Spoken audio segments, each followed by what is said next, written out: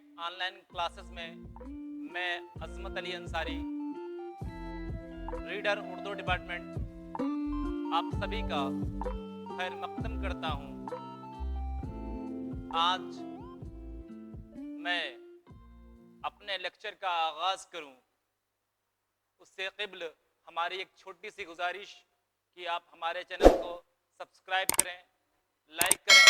Comment کریں اور share کریں۔ آج کا میرا موضوع ہے اردو زبان کا آغاز اور مختلف نظریات۔ تو اردو زبان کا آغاز اور مختلف نظریات جاننے سے قبل ہم ذرا یہ جاننے کی کوشش کرتے ہیں کہ زبان کیا ہے، زبان کسے کہتے ہیں۔ زبان یعنی لینگویج، بھاشا، زبان کسے کہتے ہیں؟ تو اس کا جواب ہو جائے گا، یعنی زبان کسے کہتے ہیں، تو آپ جانتے ہیں کہ مالک حقیقی خالق کائنات نے دنیا کے تمام انسانوں کو، مالک حقیقی خالق کائنات نے دنیا کے تمام انسانوں کو قوت گویائی عطا کی ہے۔ قوت گویائی، بولنے کی صلاحیت۔ اس قوت گویائی کے ذریعہ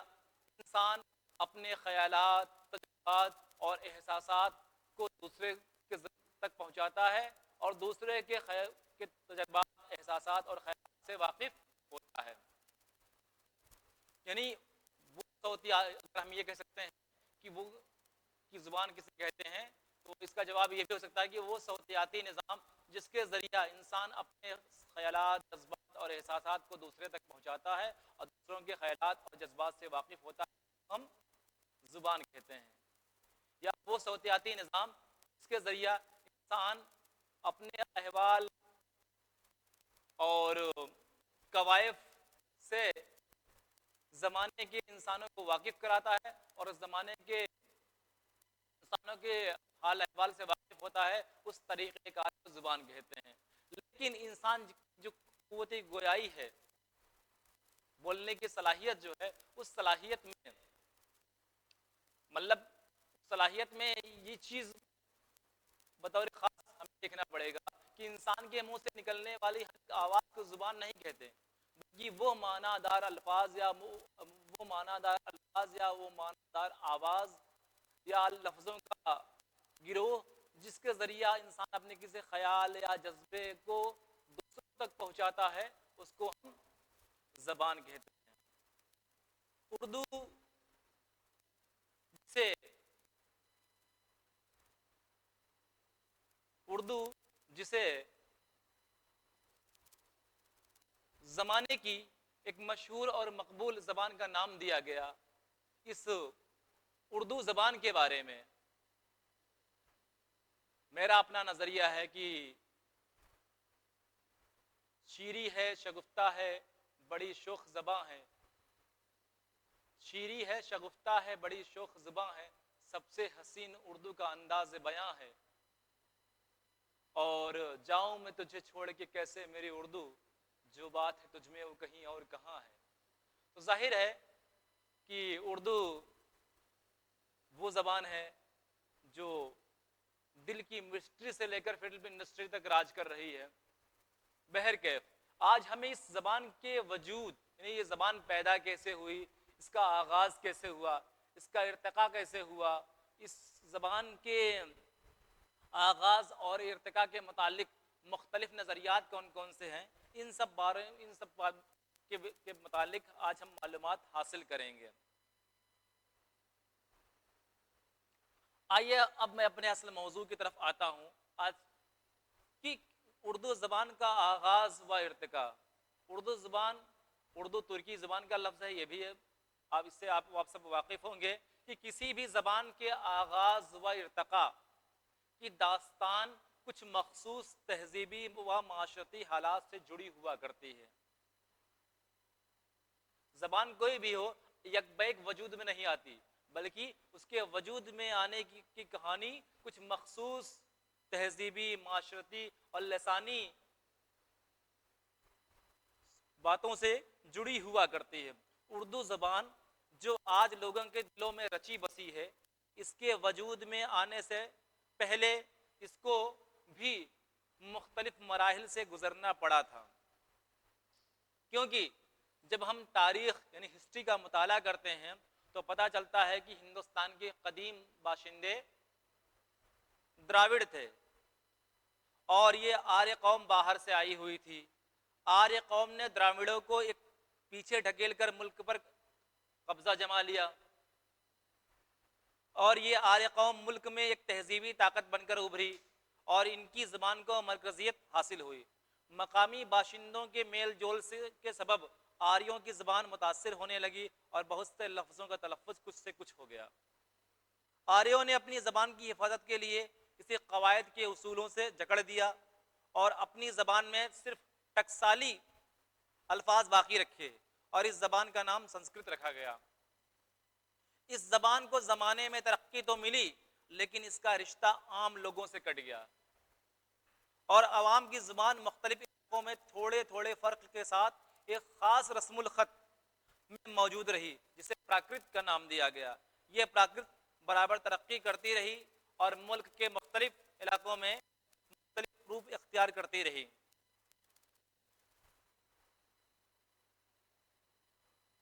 اس زمانے میں مہاراشٹری، سورسینی، ماگدھی، پساچی اور نامی 5 پراکرت موجود رہی۔ اردو زبان کی تشکیل کا بھی زمانہ فتح دہلی کے بعد شروع ہوا۔ فتح دہلی کے بعد مختلف علاقوں کے لوگ دہلی آنے لگے۔ ان میں زیادہ تر لوگوں کی زبان پنجابی تھی۔ اس وقت دہلی کے آس پاس ہریانوی، کھڑی بولی اور برج بھاشا بولی جاتی تھی۔ ان زبانوں کے امتزاج سے ایک نئی زبان وجود میں آئی، جس سے پہلے ریختہ، ہندوی اور بعد میں اردو کہا گیا۔ اردو زبان کے بارے میں شرف نانپاروی نے لکھا کہ محبت کا کانوں میں رس گھولتے ہیں، محبت کا کانوں میں رس گھولتے ہیں کہ جو لوگ اردو زبان بولتے ہیں۔ اردو زبان کو ترقی دینے میں شمالی ہند سے 14ویں صدی کے آخر میں اردو زبان کو ترقی دینے میں شمالی ہند کا بھی بہت بڑا رول رہا ہے۔ شمالی ہند اور دکن دونوں علاقوں کے شعراء اور ادبا نے اپنی کاوش فکری اور زور قلم کے ذریعہ زبان اردو کو ترقی کی راہ سجھائی۔ اردو زبان کی ترقی میں صوفیاء اکرام اور اولیاء اکرام کا بھی خصوصی تعاون رہا۔ انہوں نے اپنے واعظ کے لیے، اپنی اسپیچ کے لیے، اپنے مذہبی خطبات کے لیے اسی زبان کا استعمال کیا۔ اب جب یہ سب بات سمجھ میں آ گئی کہ اردو زبان کی سٹارٹنگ یعنی شروعات یک بیک نہیں ہوئی، بلکہ اس کی کچھ لسانی، تہذیبی اور معاشرتی قواعد جڑے ہوئے تھے، تو ایسے میں جب یہ بات نظر آتی ہے کہ اردو کی سٹارٹنگ یعنی آغاز کے متعلق اردو کے مختلف دانشوران نے، مختلف ماہرین لسانیات نے اپنی تحقیق کی بنیاد پر اردو زبان کے آغاز کے متعلق اپنے نظریات کا اظہار کیا ہے۔ یعنی اردو کب نکلی، کہاں سے نکلی، کیسے نکلی، اور اس کے متعلق مختلف ماہرین لسانیات نے اپنے نظریات کا خیال کیا ہے، اور ان کے جو نظریات منظر عام پر آئے ہیں اس کے لیے انہوں نے لسانی اور تہذیبی شواہد کو بھی پیش کیا ہے۔ اردو زبان کے آغاز اور ارتقاء کے متعلق مختلف نظریات کون کون سے ہیں؟ اس میں تو ظاہر ہے کہ آپ جانتے ہیں کہ اردو ایک بین الاقوامی زبان ہے۔ بین الاقوامی مطلب انٹرنیشنل زبان، انترراشٹری بھاشا، ٹھیک ہے۔ اردو ایک بین الاقوامی زبان ہے۔ اردو زبان کی ابتدا کب، کہاں اور کیسے ہوئے، اس سوال کا جواب مختلف ماہرین لسانیات نے الگ الگ دیا ہے، اور ان کے ذریعہ دیے گئے نظریات مندرجہ ذیل ہیں۔ اردو زبان کے آغاز اور ارتقاء کے متعلق پروفیسر مسعود حسن خان کا نظریہ، انہوں نے اپنا نظریہ دیا ہے کہ ماہرین لسانیات مسعود حسن خان نے اپنی مایہ ناز تصنیف مقدمہ تاریخ زبان اردو، یعنی اردو زبان کے آغاز اور ارتقاء کے متعلق پروفیسر مسعود حسن خان نے اپنا نظریہ جو پیش کیا ہے، اپنے نظریات کو انہوں نے اپنی تصنیف جس کا نام کیا ہے مقدمہ تاریخ زبان اردو، جو 1947 میں انہوں نے لکھا تھا۔ اس کتاب میں یعنی اس اپنی تحقیقی اور لسانی کتاب میں انہوں نے یہ لکھا ہے کہ اردو جو ایک ہند آریائی زبان ہے، اردو ایک ہند آریائی زبان ہے، نہ کہ بیرونی، اور یہ زبان نہ سندھ میں پیدا ہوئی، نہ جنوب میں، نہ پنجابی سے نکلی ہے، نہ برج بھاشا سے، بلکہ دلی کی قرب و جوار یعنی دلی کے آس پاس میں بولی جانے والی بولیوں میں سے عربی فارسی کے الفاظ شامل ہوئے، جس کے توسط سے یعنی جس کے وسیلے سے کھڑی بولی وجود میں آئی، اور جسے ہم کھڑی بولی کہتے ہیں اسی زبان کا نام اردو بھی ہے۔ اس طرح سے پروفیسر مسعود حسن خان کا نظریہ یعنی اردو زبان کے آغاز اور ارتقاء کے متعلق پروفیسر مسعود حسن خان کا نظریہ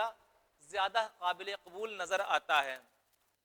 اردو زبان کے آغاز اور ارتقاء میں ایسا نہیں کہ صرف پروفیسر مسعود حسن خان نے اپنا نظریہ پیش کیا ہو، بلکہ اور بھی ماہرین لسانیات اور محققین نے اپنے اپنے نظریات پیش کیے ہیں۔ انہی محققین اور ماہرین لسانیات میں ایک اہم نام مولانا محمد حسین آزاد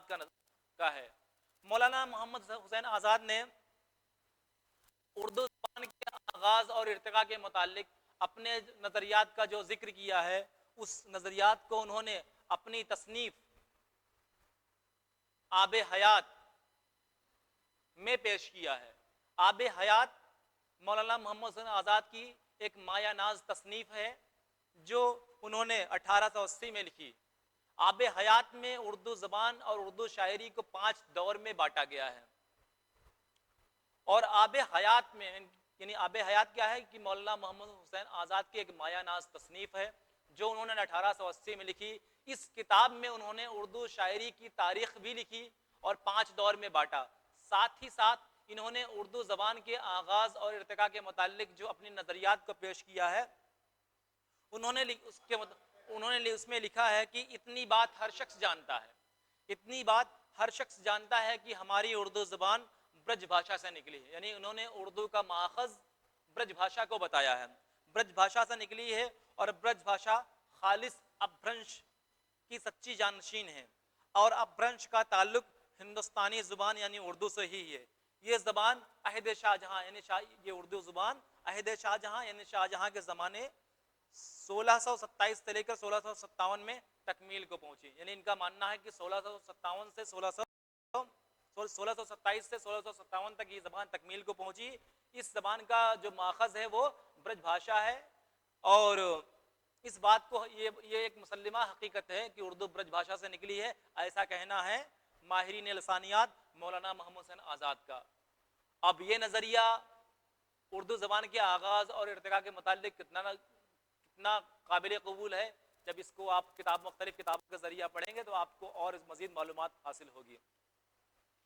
اردو زبان کے آغاز اور ارتقاء کے متعلق ایک اور اہم دانشور نے اپنے نظریات کو پیش کیا ہے، اس دانشور کا نام ہے نصیر الدین ہاشمی۔ ماہرین لسانیات اور محقق نصیر الدین ہاشمی نے اردو زبان کے آغاز و ارتقاء کے متعلق اپنے جن نظریات کو پیش کیا ہے، اپنے جن خیالات کا اظہار کیا ہے، وہ انہوں نے اپنی ایک کتاب اپنی ایک تصنیف میں کیا ہے، اور اس تصنیف کا نام ہے دکن میں اردو، جو انہوں نے 1923 میں لکھا ہے۔ یعنی مشہور ماہرین لسانیات نصیر الدین ہاشمی نے دکن میں اردو نامی ایک تصنیف یعنی ایک کتاب لکھی 1923 میں، اور اس کتاب میں انہوں نے یہ بات بڑے واضح طور پر لکھا ہے کہ یہ امر حقیقی ہے کہ اردو ہندوستان میں ہندوؤں اور مسلمانوں کے باہمی میل جول سے پیدا ہوئی۔ مطلب نصیر الدین ہاشمی صاحب کا کہنا یہ ہے کہ اردو ہندوستان میں ہندوؤں اور مسلمانوں کے باہمی میل جول سے یعنی آپسی میل جول سے پیدا ہوئی، اور بلکہ وہ یہ بھی کہتے ہیں کہ جن اصحاب کا یہ دعویٰ ہے، جو لوگ یہ دعویٰ کرتے ہیں کہ اردو کی ابتدا سندھ اور دکن میں ہوئی، وہ ایک حد تک غلط نہیں ہو سکتی، کیونکہ مسلمانوں کی آمد یعنی مسلمانوں کا آنا سب سے پہلے انہی مقامات پر ہوا تھا، اور حقیقت تو یہ ہے کہ اردو ہندوؤں اور مسلمانوں کے اتحاد سے پیدا ہوئی، اس لیے یہ زبان ہندو اور مسلم اتحاد یعنی ہندو مسلم ایکتا کی واحد یادگار ہے۔ اب نصیر الدین ہاشمی کا نظریہ بھی آپ نے سن رکھا ہے، انہوں نے اپنا جو نظریہ پیش کیا ہے وہ اپنی کتاب دکن میں اردو، جس کو انہوں نے 1923 میں لکھا تھا، اس میں اپنے نظریات کو پیش کیا ہے اور یہ بتایا ہے کہ اردو ہندوؤں اور مسلمانوں کے آپسی میل جول سے پیدا ہوئی۔ اسی طریقے سے اردو زبان کے آغاز اور ارتقاء کے متعلق ایک اور ماہرین لسانیات جن کا نام محمود شیرانی ہے، وہ اپنے نظریات کو پیش کرتے ہوئے کہتے ہیں کہ، یعنی میرے کہنے کا مطلب یہ ہے کہ محمود شیرانی کا کہنا ہے کہ اردو زبان کے آغاز اور ارتقاء کے متعلق محمود شیرانی صاحب کہتے ہیں کہ اردو کی جائے پیدائش وادی پنجاب ہے۔ اردو کی جائے پیدائش یعنی اردو کا جنم استھان کہاں ہے؟ وادی پنجاب، پنجاب کا علاقہ ہے، کیونکہ انہوں نے جو کتاب لکھی ہے 1928 میں، اس کا نام ہے پنجاب میں اردو۔ اردو زبان کے آغاز و ارتقاء کے متعلق انہوں نے اپنے جن نظریات کا اظہار کیا ہے، وہ نظریات ان کی کتاب پنجاب میں اردو 1928 میں لکھے ہوئے ملتے ہیں۔ محمود شیرانی اپنی کتاب پنجاب میں اردو میں رقم تراز ہیں کہ اردو دہلی کی قدیم زبان نہیں ہے، یعنی اردو دہلی کی پرانی زبان نہیں، بلکہ وہ مسلمانوں کے ساتھ دہلی جاتی ہے، اور چونکہ مسلمان پنجاب سے ہجرت کر کے دہلی گئے تھے، اس لیے یہ یقینی ہے کہ پنجاب کے لوگ اپنے ساتھ کوئی نہ کوئی زبان ضرور لے گئے ہوں گے، اور اس زبان کا نام ہی اردو تھا۔ محمود شیرانی نے اپنے نظریہ کو ثابت کرنے کے لیے کچھ تاریخی اور لسانی شواہد بھی پیش کیے ہیں۔ یعنی محمود شیرانی صاحب کا جو نظریہ ہے وہ یہ ہے کہ انہوں نے پہلی بات تو یہ کہ انہوں نے جو کتاب لکھی ہے، اس کتاب کا نام کیا ہے؟ پنجاب میں اردو، 1928 میں لکھی ہے، اور انہوں نے یہ اس بات کو تسلیم کیا ہے کہ اردو جو پنجاب میں پیدا ہوئی اور یہ دہلی کی قدیمی زبان نہیں، بلکہ جب پنجاب کے لوگ دہلی گئے تو اپنے ساتھ کوئی نہ کوئی زبان لے کے گئے، اور وہ جو زبان اپنے ساتھ لے کر گئے اس زبان کا نام ہی اردو تھا۔ اس کے لیے انہوں نے تاریخی اور لسانی شواہد کا بھی سہارا لیا ہے۔ اب اردو زبان کے آغاز اور ارتقاء کے متعلق ماہرین لسانیات سید سلیمان ندوی صاحب نے بھی اپنا نظریہ پیش کیا ہے۔ سید سلیمان ندوی صاحب نے اپنی مایا ناز تصنیف نقوش سلیمانی میں اردو کی پیدائش کو وادی سندھ بتایا ہے۔ یعنی ماہرین لسانیات سید سلیمان ندوی صاحب نے اردو زبان کی پیدائش کے متعلق جو اپنا نظریہ پیش کیا ہے، اس میں انہوں نے یہ بتایا ہے کہ اردو زبان وادی سندھ میں پیدا ہوئی، یعنی سندھ کی وادیوں میں پیدا ہوئی ہے، کیونکہ اس بات کا ذکر انہوں نے اپنی مایا تصنیف نقوش سلیمانی میں کیا ہے۔ انہوں نے وادی اردو کی پیدائش کو وادی سندھ بتایا ہے، یعنی اردو کے مولد کو وادی سندھ قرار دیا ہے۔ ان کا ماننا اور ان کا بھی یہی ماننا ہے کہ اردو ہندو مسلمانوں کے باہمی میل جول سے پیدا ہوئی۔ اس کے علاوہ سید سلیمان ندوی صاحب کہتے ہیں کہ مسلمان سب سے پہلے وادی سندھ میں آئے، مسلمان سب سے پہلے وادی سندھ میں آئے، اور جس زبان کو ہم اردو کہتے ہیں اس کا ہیولا یعنی اس کا خمیر وادی سندھ میں ہی تیار ہوا ہوگا۔ اپنے اس نظریے کی تصدیق میں سلیمان ندوی صاحب کہتے ہیں کہ یہی وجہ ہے کہ سندھ زبان میں ہم عربی کے سندھی زبان میں ہم کو عربی کے بے شمار الفاظ ملتے ہیں۔ اردو زبان کے آغاز اور ارتقاء کے متعلق اور ماہرین لسانیات نے اپنا ایک نظریہ پیش کیا ہے، جن کا اس ماہرین لسانیات کا نام شوکت سبزواری ہے۔ شوکت سبزواری صاحب کا نظریہ جو ہے، یعنی اردو زبان کے آغاز اور ارتقاء کے متعلق ماہرین لسانیات مشہور محقق شوکت سبزواری صاحب نے جو نظریہ پیش کیا ہے وہ کچھ اس طرح سے ہے۔ انہوں نے ایک اردو زبان کے آغاز اور ارتقاء کی تاریخ کو ایک کتاب جس کا نام کیا ہے؟ داستان زبان اردو 1961 میں لکھا۔ یعنی شوکت سبزواری صاحب نے سن 1961 میں ایک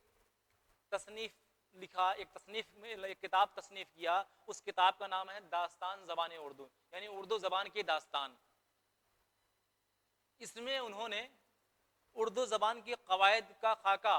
پانینی کے ویاکرن سے جوڑ کر بتایا ہے کہ اردو ہندوستان کی کھڑی بولی سے ترقی پا کر بنی ہے، یعنی اردو جو ہے وہ ہندوستان میں بولی جانے والی کھڑی بولی سے ترقی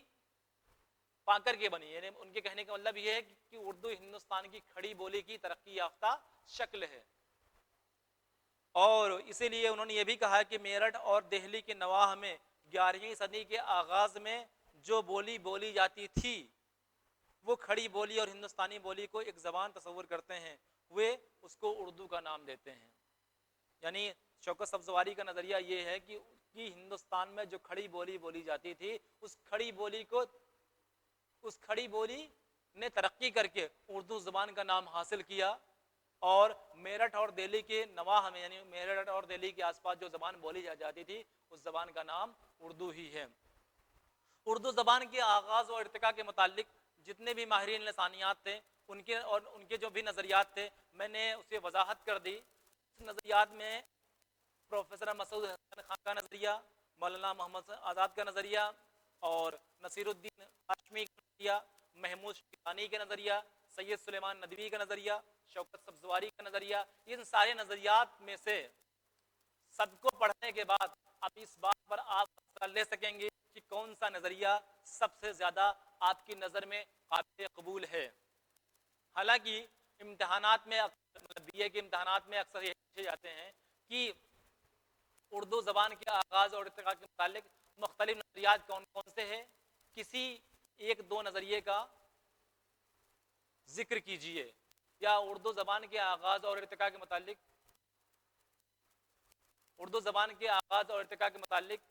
مختلف نظریات میں سے کون سا نظریہ آپ کی دانش میں سب سے زیادہ قابل قبول ہے, اس کے متعلق اظہار خیال کیجئے.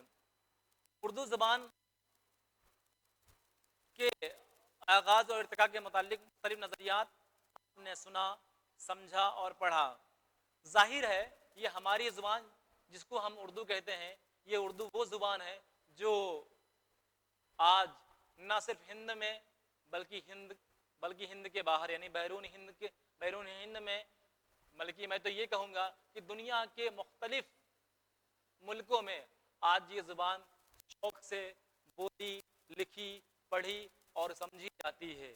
اردو زبان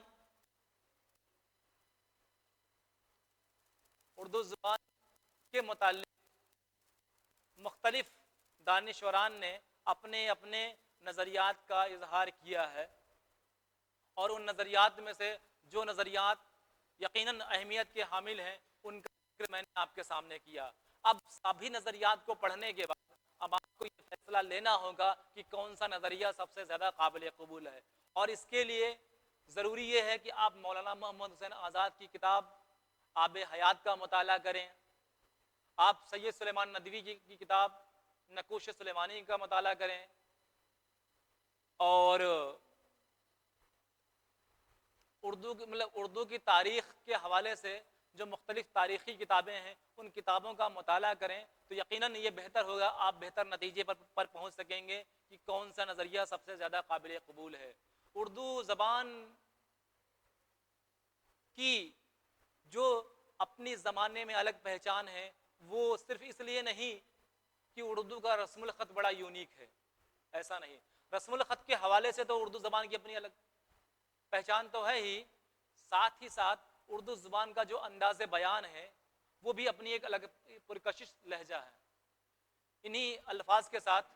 میں اپنی گفتگو کو ختم کروں اس سے پہلے ایک بار میری پھر سے گزارش کہ آپ ہمارے چینل کو لائک کریں, سبسکرائب کریں, لائک کریں, کمنٹ کریں اور شیئر کریں.